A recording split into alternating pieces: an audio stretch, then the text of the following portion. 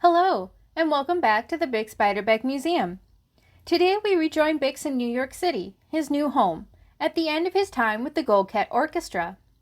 Bix was about to enter the most prolific recording years of his short career.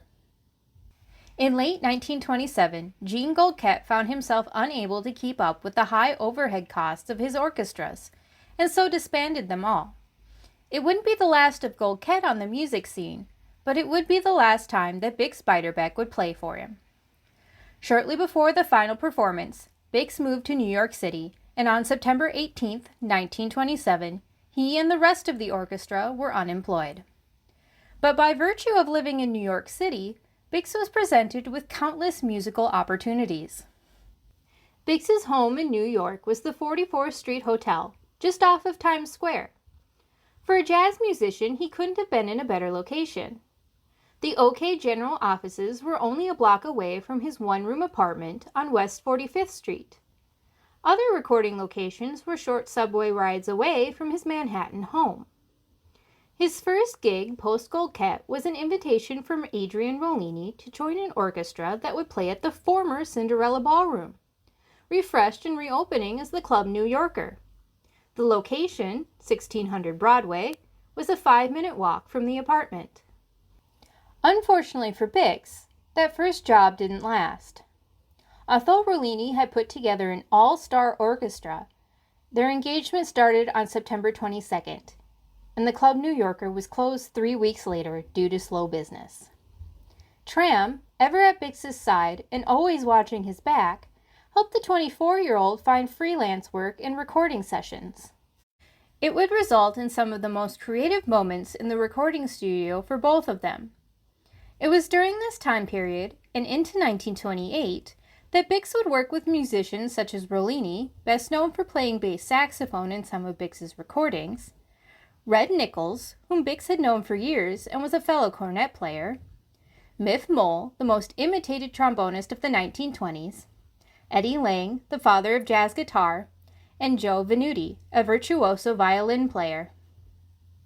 While at the productive peak of his career, Bix recorded songs with Tram such as Singing the Blues, Riverboat Shuffle, and I'm Coming Virginia. In October of 1927, he even got some of the Goldkat group together, people such as Don Murray, Bill Rank, and Chauncey Morehouse, and included Rollini to record under the name Bix and His Gang. From this combination of talents came songs like At the Jazz Band Ball, Royal Garden Blues, and Jazz Me Blues. In the same month, he, Tram, Joe Venuti, and Frank Signorelli recorded music as the Broadway Bellhops. They were making records and making history. Milestones in jazz history were accomplished in this short time after Goldkat, and helped to cement Bix's legacy on recordings that generations after him would be able to listen to. However, Bix, who had moved from band to band looking for work before, but had never been a real freelance musician, preferred the steady work of a steady band. By the end of October 1927, both Bix and Tram had received invitations to join the king of jazz himself, Paul Whiteman. The pair wasted no time and quickly joined the touring orchestra in Indianapolis. Though Bix had gotten back his steady work, this wouldn't be the end of his recording sessions.